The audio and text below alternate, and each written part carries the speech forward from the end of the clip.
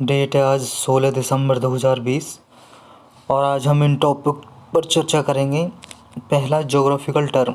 इसमें क्या है कि कुछ ज्योग्राफिकल टर्म हम डिस्कस करेंगे, जैसे एस्टेरॉयड, कॉमेट, मेटेओर्स, मेटेरॉइड्स। यह भी न्यूज़ में था, ये देखेंगे क्या है, और थोड़ा सोलर सिस्टम के बारे में भी हम पढ़ेंगे। सेकंड क्या है, model code of conduct. Model code of conduct क्या है, कब लागू होता है, कब शुरू होता है, किसने कब बनाया और क्या है इसमें, ये जानेंगे। एमपी लेड स्कीम क्या है, इसकी फुल फॉर्म क्या है, कब कौन इम्प्लीमेंट करता है, कौन इसे रिकमेंड करता है। आयुष्मान भारत ये, और पीएमजे ये क्या है। कोविन सिस्टम किससे रिलेटेड है, ये भी देखेंगे। सक्षम और हिमगिरी ये दोनों क्या हैं।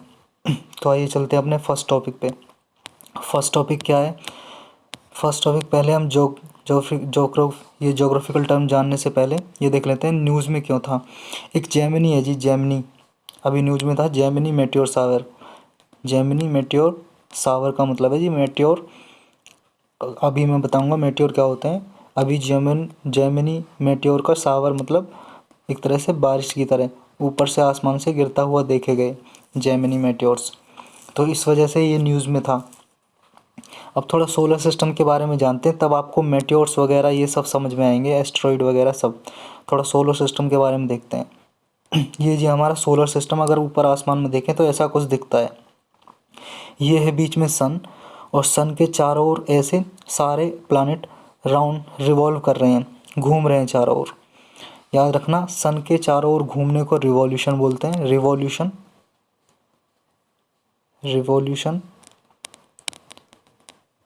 और अगर कोई ग्रह अपने अक्ष पे ही घूम रहा है, जैसे पृथ्वी अर्थ है, अपने अक्ष पे ही, अपने एक्सिस पे रोटेट घूम रही है, तो उसको बोलते हैं रोटेशन, रोटेट कर रही है। तो ये दो टर्म याद रखना। अर्थ ऐसे घूम रही है वेस्ट टू ईस्ट डायरेक्शन में, तो वो रोटेशन, और सन के अराउंड घूम रहा है तो कोई भी प्लैनेट या अर्थ, वो है रिवॉल्यूशन। तो ये सारे रिवॉल्यूशन कर रहे हैं सन के अराउंड। तो पहले मरकरी आता है नज़दीक सबसे, फिर वीनस, फिर अर्थ, फिर मार्स, फिर जुपिटर। मरकरी मतलब बुध ग्रह, वीनस शुक्र, अर्थ पृथ्वी, Mars Mangal, Jupiter Brihaspati, Saturn सन, फिर यूरेनस और नेपच्यून। ये चारों घूम रहे हैं सन के चारों ओर। तो अब और जो ये दिखाई दे रहा है ना आपको, ये बीच में ये एक बेल्ट, ये है जी एस्ट्रॉइड। छोटे छोटे होते हैं ये, प्लैनेट से बहुत छोटे छोटे होते हैं, इसलिए इन्हें एस्ट्रॉइड बोलते हैं। और अलग अलग ये देख रहे हो आप, जैसे ये छोटे छोटे टुकड़े से, कोई मान लो 5 किलोमीटर जिनका रेडियस हो, या उससे ज़्यादा थोड़ा है, उससे कम, इतने इतने होते हैं ये। और कौन कौन से ग्रह के बीच में, ये याद रखना, बहुत बार पूछा गया है ये क्वेश्चन। मार्स और जुपिटर, मार्स मंगल ग्रह और बृहस्पति ग्रह के बीच में ये बेल्ट है एस्ट्रॉइड की जो घूम रही है। ठीक है जी। और जो ये दिखाई दे रहा है ना, ये जी कोमेट, कॉमेट जिसे पुच्छल तारा भी बोलते हैं, ये थोड़ा दूर हैं इससे, एस्ट्रॉइड बेल्ट से थोड़ा दूर होते हैं ये। दूसरे डायग्राम में देखते हैं, ये देखो, ये थोड़ा नज़दीक से इसमें दिखाई देगा। मरकरी है, फिर वीनस है, बुध, शुक्र, फिर अर्थ, मार्स, मंगल, और ये अपने अर्थ का मून, सैटेलाइट, अर्थ का सैटेलाइट मून, चंद्रमा। ये अर्थ के चारों ओर चक्कर लगा रहा है ऐसे, ये रहा। और ये एस्ट्रॉइड बेल्ट है जी, मार्स और जुपिटर के बीच में, बृहस्पति और मंगल ग्रह के बीच में ये एस्ट्रॉइड बेल्ट, ये दिखाई दे रहे हैं एस्ट्रॉइड। फिर आता है आपका सैटर्न, शनि, फिर यूरेनस, नेपच्यून। सबसे नज़दीक कौन सा ग्रह है, मरकरी, और सबसे दूर नेपच्यून। और सबसे बड़ा ग्रह, सबसे बड़ा प्लैनेट कौन सा है, जुपिटर, जुपिटर। और सबसे छोटा मरकरी, और सबसे नज़दीक भी सन के कौन सा है, मरकरी, और सबसे छोटा भी मरकरी, बुध ग्रह। सबसे बड़ा जुपिटर, और सबसे दूर सन से कौन सा, नेपच्यून। दूसरे डायग्राम में देखते हैं, ये देखो, एस्ट्रॉइड तो नज़दीक है सन से थोड़ा, ठीक है, और कॉमेट दूर है। ये देखो कॉमेट, ये सैटर्न के पास हैं, ये शनि ग्रह के आसपास। और ये नेपच्यून है ना, पहले एक प्लूटो ग्रह भी हुआ करता था, प्लैनेट प्लूटो, 9 ग्रह हुआ करते थे, इसे हटा दिया था लगभग 2006 में, इसे ग्रह मानने से इनकार कर दिया था। तो ये नेपच्यून के बाद आता है प्लूटो, क्योंकि ये बहुत ही छोटा है, इसलिए इसे हटा दिया था, और भी कई कारण थे इसके। अब आपको याद नहीं हुए होंगे, ये मैं याद कराता हूँ। देखो एक बार मान लो ये सन है, ये सन है, आप ये एक टर्म याद रखो, एम वैम जे सन, एम वैम जे सन, एम वैम जे सन। एम से Mercury, Venus, Earth, Mars, Jupiter, Saturn, Uranus, Neptune. Mercury मतलब बुध ग्रह, वीनस शुक्र, अर्थ आपको पता ही है, Mars Mangal, Jupiter Brihaspati, Saturn Shani, Uranus Arun, Neptune Varun. तो ये प्लानेट, ये आप याद रखना, ये अल्फ़ाबेट एम वैम जे सन, इस ट्रिक से याद हो सकते हैं आपके। इसको ये भी याद रहेगा, सबसे नज़दीक कौन सा, मरकरी, सबसे दूर कौन सा, नेपच्यून, और सबसे बड़ा है जी ये कौन सा, जुपिटर, बुध बृहस्पति ग्रह। हाँ जी, अब सबसे नज़दीक मरकरी है तो सबसे ज़्यादा टेम्परेचर मरकरी ग्रह पे होना चाहिए, लेकिन ऐसा नहीं है। सबसे ज़्यादा टेम्परेचर है जी वीनस पे। किस पे, वीनस पे, शुक्र ग्रह पे। क्यों है, उसका कारण है जी यहाँ सबसे ज़्यादा CO2 पाई जाती है, इसके एटमॉस्फेयर में बहुत ज़्यादा CO2 पाई जाती है, कार्बन डाइऑक्साइड गैस। और कार्बन डाइऑक्साइड गैस क्या है, ग्रीन हाउस गैस, मतलब ये हीट को एब्जॉर्ब करती है, ऊष्मा को सोख लेती है, जो भी गर्मी होती है, हीट होती है, उसको सोख लेती है। और यहाँ बहुत ज़्यादा वीनस पे CO2 पाई जाती है, इस वजह से ये सबसे ज़्यादा टेम्परेचर वीनस ग्रह पे है, ना कि मरकरी पे। बल्कि मरकरी सबसे पास मरकरी है, लेकिन सबसे ज़्यादा टेम्परेचर वीनस पे है, याद रखना आपको। अब जोग्राफिकल टर्म क्या क्या थी न्यूज़ में वो देखते हैं। ये थी, एक तो एस्ट्रॉयड क्या होते हैं ये देखते हैं। एस्ट्रॉयड बेल्ट मैंने दिखा दिया आपको कहाँ पे होते हैं। एस्ट्रॉयड क्या होते हैं, relatively small inactive Rocky body और ऑर्बिटिंग सन। रिलेटिवली मतलब प्लानेट से छोटे होते हैं, ये भी चट्टानों से बने हुए होते हैं, मेटल और चट्टानों से, ठीक है। और सन के अराउंड ऑर्बिट करते रहते हैं, जैसे पृथ्वी है या मतलब अर्थ सन के चारों ओर रिवॉल्व कर रही होती है, घूम रही होती है, ऑर्बिट कर रही होती है, ये भी चारों ओर सन के घूम रहे होते हैं। कॉमेट क्या है जी, कॉमेट भी स्मॉल एक ऑब्जेक्ट है, लेकिन ये आइस से बना हुआ है, बर्फ़ होती है ना, बर्फ़ से बना हुआ है, बर्फ़, डस्ट, धूल और मेटल वगैरह से बना हुआ है। और ये क्या होता है, जैसे ही थोड़ा ये सन के नज़दीक आता है ना, सन के नज़दीक, जैसे ये सन है और ये कॉमेट बहुत दूर है, लेकिन ये इसका ऑर्बिट थोड़ा ऐसा होता है, सन के नज़दीक भी रहता है और एक बार सन से दूर। जब सन के लिए नज़दीक आता है तो ये कॉमेट क्या होते हैं, बर्फ़ से भी बने होते हैं, एक उसके से बर्फ़, आइस से, डस्ट से और रॉक चट्टान से, 3 चीज़ से बने होते हैं। तो इनमें आइस भी होती है। तो जैसे ही सन के नज़दीक आता है तो बर्फ़ पिघलने लगती है ना, तो पिघलेगी तो वो क्या होगा, इनकी एक पूँछ सी बन जाती है, ऐसे एक पूँछ सी। इसलिए इसे ना पुच्छल तारा भी बोलते हैं, आपने सुना होगा पुच्छल तारा, पूँछ बन जाती है इसकी, ठीक है जी। तो क्योंकि क्या होता है कि बर्फ़ पिघल जाती है, वो ऐसे दिखाई देता है इसकी पूँछ बनी हुई आसमान में। और जब ये दूर चला जाता है सन से, ऐसे ऑर्बिट है इसका जो, और तो क्या है कि ये ऐसे ही हो जाता है, फिर इसकी पूँछ कम हो जाती है, छोटी हो जाती है। और ये जो चक्कर लगा रहे होते हैं ना इसमें, चार सन के चारों ओर, इसी को ऑर्बिट बोलते हैं, ऑर्बिट, किसी भी ग्रह का ऑर्बिट। ये ना लाइन बनी नहीं हुई है ऐसी, ये लाइन सिर्फ आपको समझाने के लिए बताई गई है, ऐसी कोई लाइन बनी नहीं हुई है कि इसी लाइन पे घूमेंगे, मतलब घूमेंगे तो अपने ऑर्बिट में ही, लेकिन कोई लाइन दिखाई नहीं देती, याद रखना। अब ये देखो कॉमेट और एस्ट्रॉयड में डिफरेंस क्या है थोड़ा, तब आपको समझ आएगा। कॉमेट मैंने बताया था, कॉमेट क्या है कि आइस से बने हुए होते हैं, आइस मेनली आइस होती है, और इनमें क्या होती है, डस्ट भी होती है और रॉक्स भी होती है, डस्ट रॉक। ये देखो आइस, डस्ट, रॉक कॉमेट बने होते हैं। और एस्ट्रॉयड क्या किसके बने होते हैं, मेटल, धातु, और रॉक मटेरियल, चट्टान, धातु और चट्टान के बने होते हैं। और कॉमेट में आइस भी होती है, बर्फ़ भी होती है, आइस, डस्ट और रॉक, चट्टान, तीनों चीज़, ठीक है। तो ये ज़्यादा गर्म होने पे क्या पिघल जाते हैं, इसलिए ये थोड़ा सन से दूर रहते हैं, जो सन है उससे दूर रहते हैं, और एस्ट्रॉयड पास होते हैं थोड़ा, समझ आया। इसमें सिर्फ इतना ही था। अब अगली टर्म समझते हैं, मेट्रॉयड। मेट्रॉयड क्या है, मेट्रॉयड क्या है, कॉमेट या एस्ट्रॉयड में से ही कुछ पार्टिकल ना टूट जाते हैं, कुछ पार्टिकल, मान लो छोटा सा टुकड़ा टूट गया और वो सन के चारों ओर चक्कर लगा रहा है, ऑर्बिट कर रहा है, तो उसी को मेट्रॉयड बोल देते हैं। समझ आया? एक small particle from A comet और एस्ट्रॉइड ऑर्बिटिंग द सन। एक छोटा ऐसा पार्टिकल टूट जाता है कॉमेट में से या एस्ट्रॉइड में से और सन के चारों ओर चक्कर लगाने लगता है, उसे मेट्रॉइड कहते हैं। अब मेट्रॉइड जब अर्थ सरफेस में आ जाता है, मान लो कभी ऐसा हो जाता है मेट्रॉइड सन के चारों ओर चक्कर लगा रहा है, लेकिन ये क्या है कि नीचे आ जाता है अर्थ सरफेस में। अर्थ सरफेस कहाँ तक है? 644, लगभग 640 किलोमीटर तक माना जाता है अर्थ से ऊपर।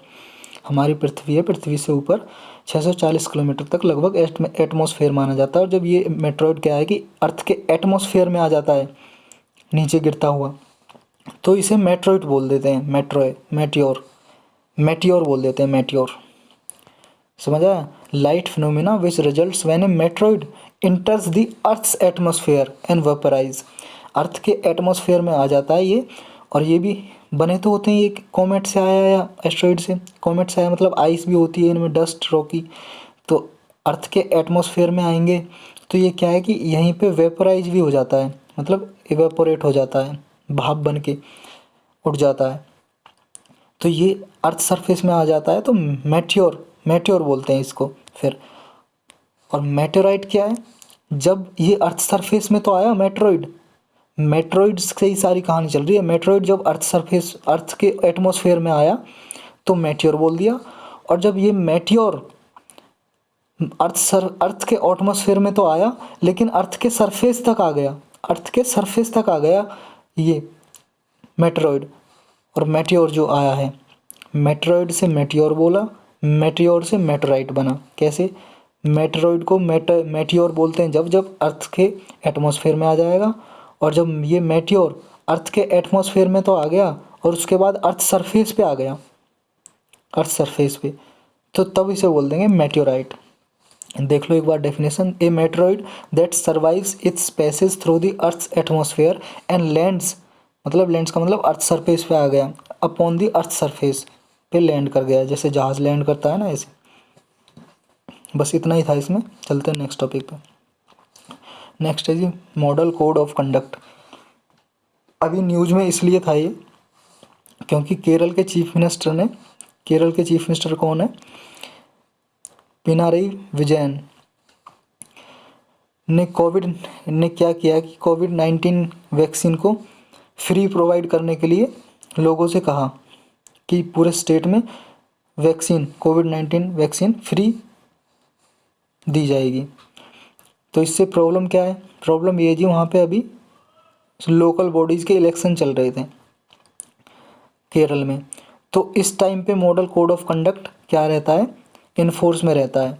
तो तब कोई भी स्कीम, योजना कोई भी लॉन्च नहीं कर सकती कोई भी गवर्नमेंट। वहाँ स्टेट गवर्नमेंट में, अगर स्टेट में इलेक्शन है स्टेट गवर्नमेंट, अगर पूरे सेंटर में है तो सेंट्रल गवर्नमेंट, तो उस पर्टिकुलर स्टेट के लिए नहीं कर सकती जहाँ पे इलेक्शन है। तो ये मॉडल कोड ऑफ कंडक्ट का वायलेशन बताया जा रहा है, तो इसलिए न्यूज़ में था। मॉडल कोड ऑफ कंडक्ट ये क्या होता है ये देखते हैं। ये क्या सिर्फ एक गाइडलाइंस है जो इलेक्शन कमीशन इशू करता है। इलेक्शन कमीशन क्या करता है? जारी करता है। सारी पॉलिटिकल पार्टीज़ को ये माननी पड़ती हैं। जैसे क्या गाइडलाइंस है? मान लो जब इलेक्शन टाइम हो रहा है तो कोई भी ऐसी हेट स्पीच नहीं देगा, मतलब जो समाज में घृणा फैलाएं, या कोई भी धर्म या जाति के नाम पे वोट नहीं मांगेगा, या कोई भी ऐसी प्रैक्टिस नहीं करेगा। मान लो इलेक्शन बूथ पे जहाँ इलेक्शन हो रहे हैं कोई धांधलेबाजी करना, या कोई ऐसा कि तुम किसी को पैसे दे के वोट ले रहे हो, या ऐसी चीज़ें, ये गाइडलाइंस होती हैं इसमें मॉडल कोड ऑफ कंडक्ट में। याद करना, जारी करता है इलेक्शन कमीशन ऑफ इंडिया। सारी पॉलिटिकल पार्टी को ये मानना होता है, मतलब एक तरह से वॉलेंट्री है, कोई मैंडेटरी भी नहीं है, कि कोई लॉ नहीं है इसका, सिर्फ एक गाइडलाइंस है, ना कोई लॉ से बना है, कुछ नहीं।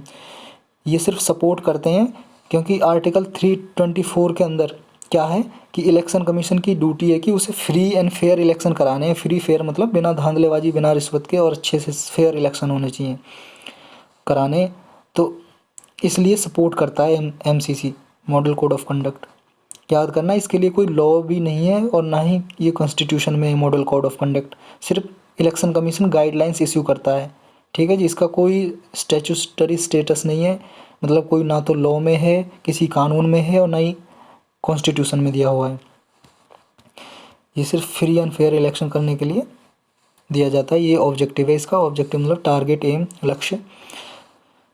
कब ये फोर्स में आता है, कब लागू होता है मॉडल कोड ऑफ कंडक्ट? जब होता है जी जब इलेक्शन कमीशन क्या है, शेड्यूल अनाउंस कर देता है। ये डेट याद रखनी है, कब कब होता है ये जारी। ये बहुत बार पूछी है और पूछी जा सकती है कि जब इलेक्शन कमीशन क्या होता है, इलेक्शन शेड्यूल अनाउंस कर देता है। इलेक्शन शेड्यूल का मतलब है, मान लो जब घोषणा कर दे इलेक्शन कमीशन, चुनाव आयोग, कि इतने तारीख से, मान लो अगले महीने की 10 तारीख से इलेक्शन होने हैं, आज डिक्लेयर कर दिया, तो आज से ही मॉडल कोड ऑफ कंडक्ट लागू हो जाएगा जब इलेक्शन कमीशन इलेक्शन का शेड्यूल जारी कर दे। याद रखना, इलेक्शन कमीशन शेड्यूल जारी कर दे तब। और कब तक रहता है? जब तक कि पूरा इलेक्टोरल प्रोसेस पूरा ना हो जाए, till the end of electoral process. Electoral process कब होता है? मतलब चुनाव का जो सिस्टम होता है, चुनाव की प्रक्रिया, वोट डलना, और कब पूरा होता है ये इलेक्टोरल प्रोसेस? ये पूरा होता है जी जब इलेक्शन का रिजल्ट आ जाता है, इलेक्शन का रिजल्ट आ जाता है तब पूरा होता है। तो कब से? जब इलेक्शन कमीशन शेड्यूल जारी करता है और उससे लेके इलेक्शन के रिजल्ट तक, तब तक इलेक्टोरल प्रोसेस पूरा हो जाता है, तब तक ये लागू रहता है। इसका स्टेटस यही, कोई ना तो स्टैट्यूटरी स्टेटस है इसका, does not have any statutory status basis, या फिर ना कॉन्स्टिट्यूशन में है कोई किसी में भी, ये सिर्फ गाइडलाइंस है कमीशन की। कब बना था जी ये, कब इलेक्शन कमीशन ने इसे ना पहली बार 1971 में बनाया था, गाइडलाइंस इसकी जारी की थी। उसके बाद टाइम टू टाइम इसे रिवाइज करते रहे। सबसे पहले याद रखना 1971 में जब 5th इलेक्शन हुए थे, किसके? लोकसभा के, तब से। और इसके फीचर देख लो, वही हैं जो मैंने बता दिए। पॉलिटिकल पार्टीज़ को क्या है कि इनको जो भी कैंडिडेट इलेक्शन कंटेस्ट कर रहे हैं, लड़ रहे हैं, उनको ये ध्यान देना होता है कि कोई भी एक्टिविटी, ऐसी इलीगल एक्टिविटीज़ वगैरह नहीं करेंगे। इन्फोर्समेंट में क्या है, इन्फोर्समेंट के लिए इलेक्शन कमीशन ने क्या है, अभी एक ऐप, मोबाइल ऐप बनाई थी जिसका नाम है सी विजिल मोबाइल ऐप। ये अभी इंट्रोड्यूस की थी इलेक्शन कमीशन ने, कि ये देखने के लिए कि हाँ इसका वायलेशन तो नहीं हो रहा है, कोई माल प्रैक्टिसेस तो नहीं हो रही हैं। मतलब माल प्रैक्टिसेस मतलब अवैध गतिविधियाँ तो नहीं हो रही हैं कि धर्म जाति के नाम पे या वो किसी को पैसा देकर, दारू देकर, शराब देकर वोट मांगता है ना, कहीं ये तो नहीं हो रहा है। लेकिन क्या लगता है आपको ये सब नहीं होता? फिर भी होता है जी, सब कुछ होता है, पैसे देकर भी, और ये सारी इलीगल प्रैक्टिसेस होती हैं। बस ये है क्या रोकने के लिए प्रयास किए जा रहे हैं इलेक्शन कमीशन द्वारा। नेक्स्ट टॉपिक है जी, वो इतना ही था, एमपी-लैड। एमपी-लैड क्या है? एमपी-लैड की फुल फॉर्म है जी member of parliament local area development scheme. ये क्या है, क्यों न्यूज़ में थी, पहले ये देख लो। अभी क्या है कि एमपी, सारे एमपी ने, जितने भी मेंबर ऑफ पार्लियामेंट के मेंबर हैं, उन्होंने कहा कि भाई ये क्या है, अभी 2020 में ना सस्पेंड कर दिया था इस स्कीम को, कोविड-19 की वजह से। सस्पेंड का मतलब रोक दिया था कुछ समय के लिए, कुछ अवधि के लिए। तो इसके में जो पैसा मिलता है ना एमपी-लैड में, तो वो नहीं मिल रहा है अभी, इस वजह से न्यूज़ में थी। सारे अब जो एमपी है, मेंबर ऑफ पार्लियामेंट, उन्होंने कहा कि भैया 2020 के ठीक है मत दो, लेकिन जो 2018 और 2019 में पैसा इसमें मिला था फंड, उसे तो दो हमें, तो ताकि आगे काम करें जो उनकी कॉन्स्टिट्यूंसी है। इसके बारे में फुल डिटेल देखेंगे। ये एमपी-लैड स्कीम पहले देख लो आप। इसने अभी इसे देखो, कोविड-19 की वजह से इसे सस्पेंड कर दिया था, ये लिखा है इसमें। ये कब लॉन्च की थी ये देखते हैं। ये लॉन्च की थी 1993 में। कब? 1993 में लॉन्च की थी एमपी-लैड स्कीम।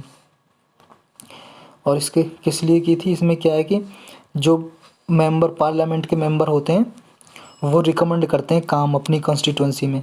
कॉन्स्टिट्यूंसी का मतलब है जी वो एरिया जहाँ से एमपी वगैरह चुन के आया है, पार्लियामेंट में आया है, वो उसका एरिया। वो एक डिस्ट्रिक्ट भी हो सकती है, 2 डिस्ट्रिक्ट भी हो सकती है, आधी डिस्ट्रिक्ट भी हो सकती है। पॉपुलेशन के बेस पे डिसाइड होता है कॉन्स्टिट्यूंसी, मतलब वो एरिया जहाँ से वो चुन के आया है, जहाँ से रिप्रेजेंट कर रहा है पार्लियामेंट में। तो वहाँ पे क्या है कि जहाँ का भी वो एमपी है, मान लो किसी डिस्ट्रिक्ट का है, तो उस डिस्ट्रिक्ट में क्या है, वो एमपी काम रिकमेंड कर सकता है, सिफारिश कर सकता है वहाँ की डिस्ट्रिक्ट अथॉरिटी को कि ये काम करने हैं। सिर्फ रिकमेंड मतलब सिफारिश दे सकता है ये पूरी याद रखना, ये जो स्कीम है गवर्नमेंट ऑफ इंडिया ही करती है इसे फंड, ये नहीं है सेंटर के साथ मिलके, मतलब इसे पूरा फंड इसमें गवर्नमेंट ऑफ इंडिया ही देती है। और कितना देती है, 5 करोड़ देती है पर एमपी कंस्टिट्यूंसी को। मतलब एक मान लो एक एमपी के एरिया के लिए 5 करोड़ रुपया मिलते हैं पर ईयर। कितने, 5 करोड़ रुपया एक एमपी की एरिया के लिए, कॉन्स्टिट्यूंसी के लिए, एवरी ईयर, प्रत्येक साल। और एमपी क्या है, सिर्फ काम रिकमेंड करता है इसमें, और डिस्ट्रिक्ट अथॉरिटीज़ होती हैं जैसे डिस्ट्रिक्ट कलेक्टर हुआ, डीएम वगैरह, एसडीएम वगैरह, वो काम को आगे इम्प्लीमेंट करते हैं। सारी देखभाल काम की सारी एग्जामिन डिस्ट्रिक्ट अथॉरिटीज़ करती हैं, ज़िले में जो अथॉरिटी होती हैं, डीसी, कलेक्टर, एसडीएम वगैरह। इसमें क्या क्या स्पेशल फोकस देख लेते हैं, इसका क्या क्या है कि ये है जी कि इसमें कम से कम एमपी काम रिकमेंड करेगा 15% उन एरियाज़ में जहाँ एससी पॉपुलेशन है, जहाँ पे एससी पॉपुलेशन है, तो उन 15% जो है इसका जो राशि है 5 करोड़ की वहाँ पे खर्च की जाएगी। और 7.5% जो एरिया एसटी पॉपुलेशन जहाँ पे रहती है उसमें की जाएगी। 5 करोड़ का 15% कहाँ पे, जहाँ एससी पॉपुलेशन वाला एरिया है, और 7.5% जहाँ एसटी वाला है। दूसरा क्या है जी, इसमें क्या है कि जो ट्रस्ट और सोसाइटीज़ होती हैं उनको भी इनकरेज किया जाएगा कि ट्राइबल पीपल के लिए असेट बनाई जाए, मतलब वहाँ पे फैसिलिटीज़ अवेलेबल कराई जाएँ। अब ये देख लो, ये फ़ंड कैसे कैसे आता है, ये क्या है कि डिस्ट्रिक्ट अथॉरिटीज़ के पास आता है ये फ़ंड, जो डिस्ट्रिक्ट में अथॉरिटीज़ होती हैं, कलेक्टर वगैरह, उनके पास, एसडीएम वगैरह, तो वो क्या है कि डायरेक्टली उनके पास आया, वो काम को इम्प्लीमेंट करते हैं। एमपी रिकमेंड करता है, सिर्फ सिफारिश करता है। और ये फ़ंड क्या है कि नॉन लैप्सेबल होता है। नॉन लैप्सेबल का मतलब क्या है जी, मान लो एमपी तो 5 साल के लिए रहेगा ना, एमपी 5 साल के लिए रहेगा, एक एमपी चुना गया है, तो इसे हर साल 5 करोड़ रुपए मिलेंगे अपनी कॉन्स्टिट्यूंसी के लिए, एरिया के लिए, जो डिस्ट्रिक्ट अथॉरिटी के पास जाएगा जो फंड।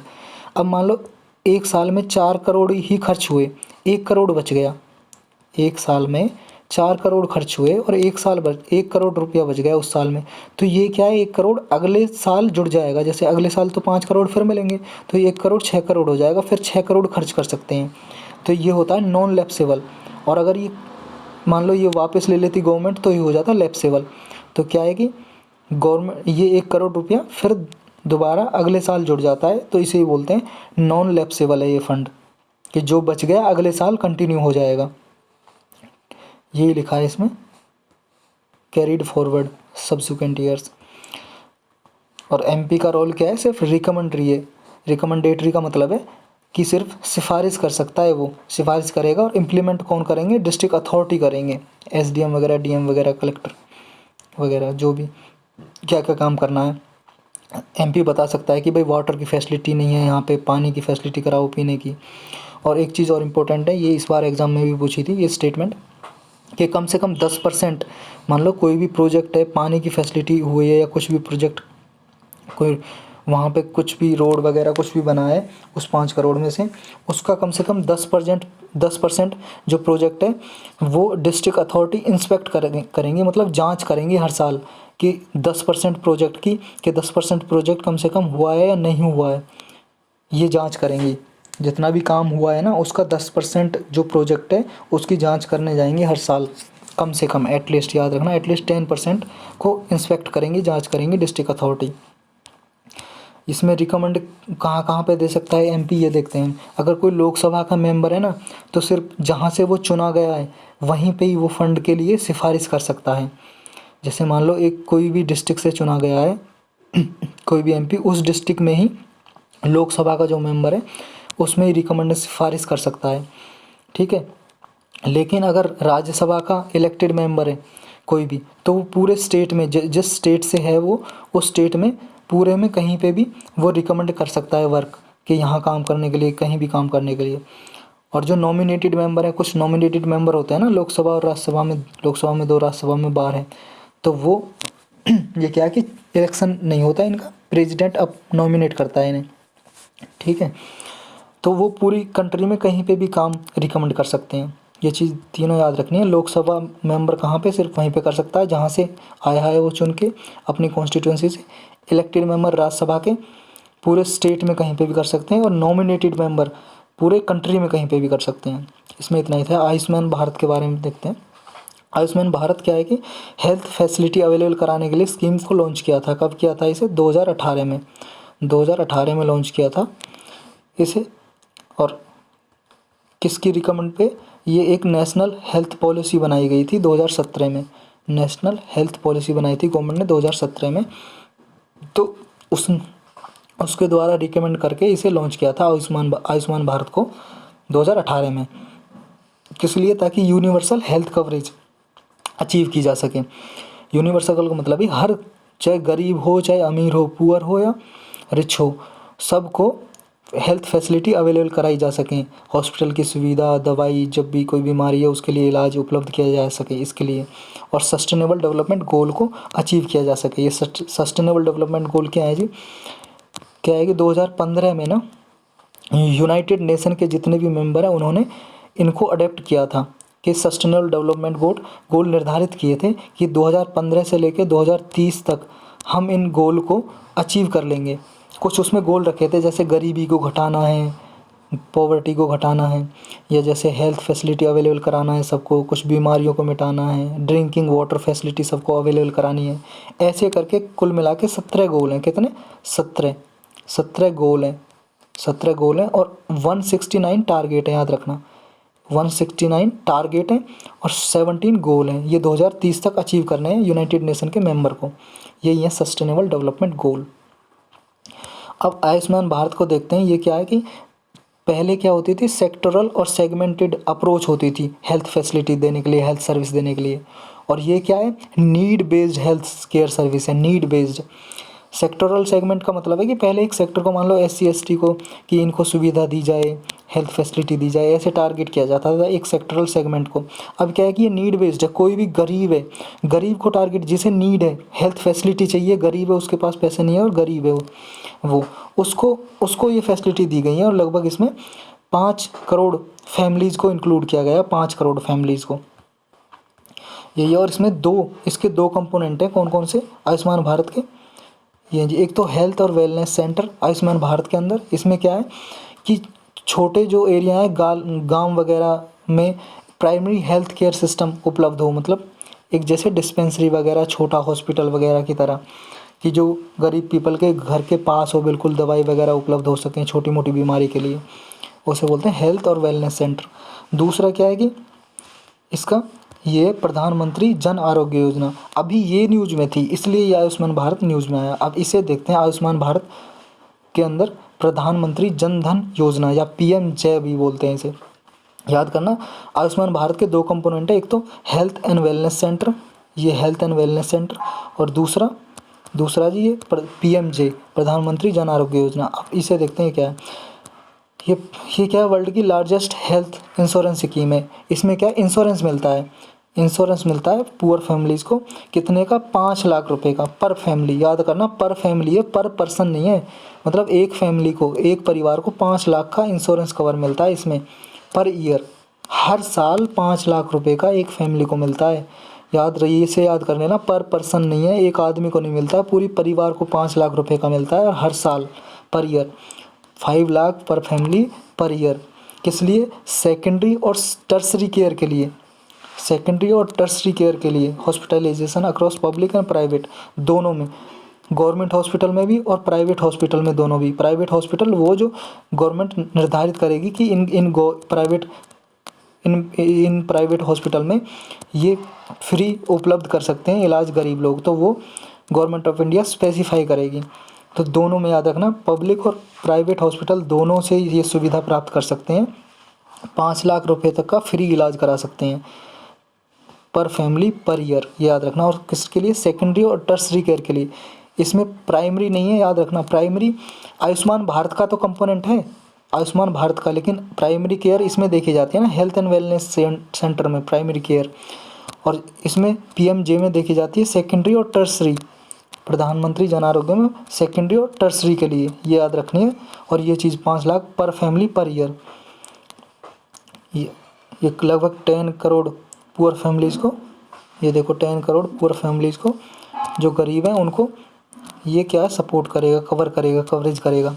और कैशलेस एक्सेस होगा हेल्थ का, मतलब वो गया एक कार्ड बनेगा, मान लो इंश्योरेंस पुअर फैमिली का, वो दिखाएगा और इलाज करा सकता है प्राइवेट और गवर्नमेंट हॉस्पिटल में। फ्री इलाज होगा उसका, फ्री दवाई वगैरह सब उपलब्ध होंगी।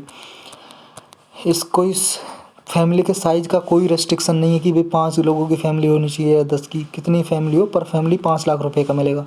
ना कोई एज ना जेंडर, कोई रेस्ट्रिक्शन नहीं है, किसी भी एज का हो, कोई भी जेंडर हो, मेल या फीमेल, ऑल कंडीशन जो हैं वो कवर्ड है इसमें। और क्या है कि जब हॉस्पिटल में आएगा कोई लोग, उससे मान लो बीमार है कोई इंसान, हॉस्पिटल में आया, उससे 3 दिन पहले तक और 15 दिन जब तक ठीक हो गया है, और घर पे जाने के बाद भी 15 दिन तक के इलाज के लिए ये इंक्लूड किया गया है। सब खर्चा गवर्नमेंट की तरफ से मिलेगा सब। और ऐसा नहीं है कि जहाँ से वो है, मान लो एक स्टेट से है वहीं पे ही, मान लो कोई कि किसी स्टेट से है, एमपी से है, तो वो उसी में फैसिलिटी अवेलेबल करा सकता है, या हरियाणा से है वहीं से ही फैसिलिटी अवेलेबल कर सकता है। ये नहीं, कंट्री में कहीं पे भी ले सकता है वो उसका इंश्योरेंस कार्ड बन जाएगा, उसी से कहीं से भी ये फैसिलिटी अवेल कर सकता है। सारी फैसिलिटी अवेलेबल होंगी, ड्रग्स, दवाइयाँ वगैरह, जितनी भी जाँच वगैरह सब इसमें चार्जेस इंक्लूड होंगे, फ्री मिलेंगे उसे। यही था इसमें। बस चलते हैं अपनी अगली टॉपिक पे। ये अगला टॉपिक छोटा सा है जी, बस क्या है कि कोविड-19 की जो वैक्सीन आ रही है वो कैसे कैसे लोगों को लगाई जाएगी, इसलिए हेल्थ मिनिस्ट्री ने गाइडलाइंस जारी की हैं, और उसका नाम रखा है हेल्थ मिनिस्ट्री ने कोविन सिस्टम। क्या? कोविन सिस्टम, कोविड-19 वैक्सीन इंटेलिजेंस नेटवर्क इसकी फुल फॉर्म है, इसका नाम रखा कोविन सिस्टम। ये क्या है? एक डिजिटल प्लेटफॉर्म है जी, मतलब एक, मान लो कि आपके फ़ोन में जैसे कोई एप्लीकेशन है, ऐसे एक साइट है, उस पे पूरा डेटा मौजूद होगा कि कितने हमारे पास वैक्सीन है, कितने लोगों को लग चुकी है और कितने बेनिफिशियरी हैं, कितने लोगों को लगानी है, सारा डेटा इस पे मिलेगा कोवैक्सीन सिस्टम पे। बस इतना ही है इसमें। और जितने भी, मतलब क्या है, किसके हिसाब से वैक्सीन लगेंगी, जो भी इलेक्टोरल जो रोल है ना, मतलब जितने भी इलेक्शन जब होते हैं तो क्या होता है, इलेक्टोरल रोल में सब का वो होता है रजिस्ट्रेशन, तो उसके हिसाब से देखे जाएंगे। और इसमें सबसे पहले वैक्सीन किसको लगेगी ये और देख लो, 50 साल के एज के जो हैं उनको, जो भी इंसान 50 साल से ज़्यादा का है उसको, और 50 साल में भी कैटेगराइजेशन होगा, जो 60 साल से ऊपर है उसको पहले लगेगी, और जो 50 से 60 के बीच में उसको। और जो क्या है कि जो फ्रंट लाइन वर्कर हैं, जैसे हेल्थ, जैसे नर्सेज हैं, डॉक्टर हैं वगैरह हैं, उनको भी सबसे पहले लगेगी उनमें भी। तो यही है कोवैक्सीन सिस्टम। वैक्सीन कैसे लगेगी और पूरा डेटा अवेलेबल रहेगा इसमें। देखो 50 से 60 के बाद के बीच में है जो उनको बाद में लगेगी, 60 से अबव है उनको पहले लगेगी। ये सब कुछ दिया हुआ है इसमें, इतना ही था इसमें। नेक्स्ट क्या है जी, सक्षम। सक्षम क्या है? एक ऑफशोर पेट्रोल वेसल है। ऑफशोर का मतलब हो जाता है, मान लो ये इंडिया है अपना, इंडिया है, ये कोस्ट लाइन है, पता ना, यहाँ तमिलनाडु है और ये गुजरात है, यहाँ पे आंध्रा, उड़ीसा, ये कोस्टल लाइन अपना। तो यहाँ कोस्ट लाइन से दूर, ऑफ शोर का मतलब है कि ऑफ का मतलब दूर, शोर मतलब अपना कोस्ट, बीच, अपना जो तट है, इससे दूर, इससे दूर कोई भी चीज़ रक्षा के लगाई जाती है, अपनी बाउंड्री से दूर। ऑफशोर का मतलब अपनी बाउंड्री से दूर। ऑफशोर पेट्रोल वेसल, पेट्रोल का मतलब है जी गश्त करना, दे मतलब रात में जैसे पुलिस गश्त करती है ना, देखती है कि कोई अफराद तो नहीं हो रहा, घूमती रहती है, तो उसी को पेट्रोलिंग बोलते हैं। तो ये ऑफशोर पेट्रोल वेसल है। वेसल का मतलब एक शिप है, जहाज़ की तरह है, जहाज़ समझ लो जी, पानी का जहाज़, शिप, उसका नाम रखा है ऑफशोर पेट्रोल वेसल है ये। और नाम क्या है? सक्षम। सक्षम, सक्षम किसने बनाया? गोवा शिपयार्ड लिमिटेड ने बनाया। गोवा शिपयार्ड लिमिटेड किसके लिए बनाया? इंडियन कोस्ट गार्ड के लिए। इंडियन कोस्ट गार्ड क्या है जी? एक हमारा आर्म फोर्स है जी, एक आर्म फोर्स क्या है, जो कोस्टल एरिया है ना इंडिया के, ये कोस्टल एरिया है, ये यहाँ पे डिप्लॉय होती है, यहाँ पे रक्षा करती है कोस्टल एरियाज़ में। इंडियन कोस्ट गार्ड होता है, ये एक फोर्स है, जैसे आर्मी नेवी एयरफोर्स है ना, ऐसे ही coast guard, Indian coast guard होते हैं। ये क्या है, सिर्फ कोस्टल एरिया में तैनात किए जाते हैं यहाँ के सैनिक, इसकी रक्षा करते हैं। ये कब बनाया गया था? और ये क्या है कि मिनिस्ट्री ऑफ डिफेंस है ना, रक्षा मंत्रालय, उसके अंदर काम करता है, मिनिस्ट्री ऑफ डिफेंस के अंदर, ये याद रखना। और ये एक बार देख लो आप, ये है जी, ये ये है ऑफशोर, सक्षम ऑफशोर, सक्षम ऑफशोर पेट्रोल वेसल। ये देखो शिप जैसा ही है ना, बस इतना ही याद रखो। अगला जी हिमगिरी। हिमगिरी क्या है?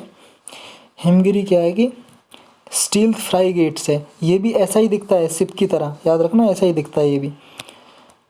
और स्टील का मतलब है जी कि उस जिसे सोनार हुआ या रेडार हुआ या सोनार जिसे डिटेक्ट ना कर सकें। क्या होता है, जब भी समुद्र में कोई वेसल जाता है, कोई भी शिप जाता है, जहाज़, तो उसे सोनार या रेडार से डिटेक्ट किए जाते हैं। एक मतलब लेज़र लाइट की तरह एक डाली जाती है और देखते हैं उससे कि कोई यहाँ पे वेसल जहाज़ तो नहीं है। तो ये क्या है, स्टील का मतलब है इस रेडार और सोनार को रिफ्लेक्ट कर देगा, उनके नज़र में आएगा नहीं, उनके नज़र में नहीं आएगा ये हिमगिरी। ठीक है, तो इसलिए इसका नाम रखा है स्टील्थ। और फ्राइगेट्स का मतलब है ये डिफेंस करेगा, डिफेंस मतलब रक्षा करेगा, बचाएगा अटैक से, डिफेंस करने के लिए ये शिप। तो इसलिए इसको स्टील्थ फ्राइगेट्स कहते हैं, हिमगिरी स्टील्थ फ्राइगेट्स। किसने बनाया ये? Garden rich ship builders and engineers ने। ये जी प्रोजेक्ट है, प्रोजेक्ट 70A के अंदर, project 17A, project 17A, project 17A के अंदर ऐसे 7 वेसल बनाए जाएंगे, फ्राइगेट्स, 7 फ्राइगेट्स बनाए जाएंगे ऐसे स्टील। और उनमें से ये एक है पहला हिमगिरी। उनमें से क्या है, 3 तो बनाने हैं किसको, ये देखो 7 शिप बनाने हैं ऐसे। प्रोजेक्ट 17A पूछे ऐसा तो उसकी बता देना कि उसके अंदर 7 स्टील फ्राइगेट्स बनाने हैं हमें, 7 स्टील फ्राइगेट्स, जिसमें से क्या है कि 3 बनाएगा ये GRSC जिसने हिमगिरी को बनाया है, जिसकी फुल फॉर्म मैंने आपको यहाँ देखो, ये है garden rich ship builder engineer, एक कंपनी है जी ये, बस और कुछ नहीं है। 3 बनाएगा ये और 4 बनाएगा ये मेजागोन डॉक शिप बिल्डर लिमिटेड, ये भी कंपनी है, मतलब ये मैन्युफैक्चर करेंगे इन जहाज़ को। 4 ये करेगी और 3 ये करेगी। बस आज के लेक्चर में इतना ही था। प्लीज़ ज़्यादा से ज़्यादा शेयर करो, सब्सक्राइब करो। Thank you very much.